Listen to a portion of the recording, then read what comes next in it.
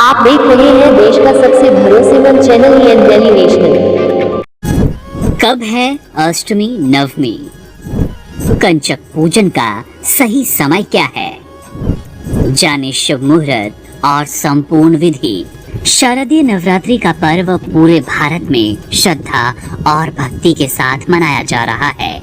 ये पर्व माँ दुर्गा के 9 रूपों की उपासना का विशेष अवसर होता है, जो इस वर्ष 2 अक्टूबर 2025 को विजयदशमी के साथ समाप्त होगा। इस दौरान भक्तजन व्रत रखते हैं और मां के विभिन्न स्वरूपों की पूजा करते हैं। नवरात्रि के अंतिम दिन अष्टमी और नवमी तिथि का विशेष महत्व होता है, क्योंकि इन तिथियों पर कन्या पूजन का आयोजन किया जाता है। इस वर्ष अष्टमी तिथि 29 सितंबर 2025 को शाम 4:31 से शुरू होकर 30 सितंबर को शाम 6:06 पर समाप्त होगी। उदय तिथि को मान्यता प्राप्त होने के कारण दुर्गा अष्टमी 30 सितंबर को मनाई जाएगी। इसके बाद नवमी तिथि 30 सितंबर को शाम 6:06 से प्रारंभ होकर 1 अक्टूबर शाम 7:02 तक रहेगी। इसलिए नवमी 1 अक्टूबर 2025 को मनाई जाएगी। कन्या पूजन का शुभ मुहूर्त अष्टमी के दिन 5 बजे से 6:12 तक और फिर 10:40 से 12:10 तक रहेगा।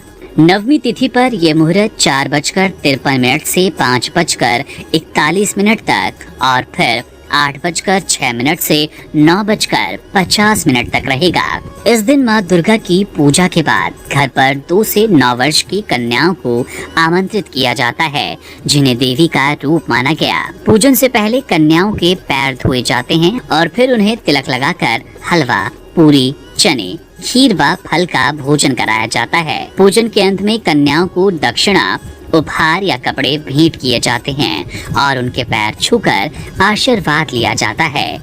मान्यता है कि ऐसा करने से व्रत और पूजा का पूर्ण फल प्राप्त होता है। माँ दुर्गा की विशेष कृपा बनी रहती है। कन्या पूजन करते समय श्रद्धा और भक्ति का भाव सबसे आवश्यक है।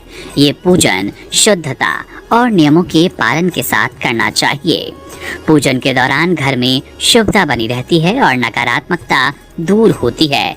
यदि किसी कारणवश अष्टमी को पूजन ना कर पाएं, तो नवमी तिथि पर भी समान विधि से कन्या पूजन किया जाता है। ये पूजन माँ दुर्गा को अत्यंत प्रिय है और इससे भक्तों के जीवन में सुख, समृद्धि व शांति आती है।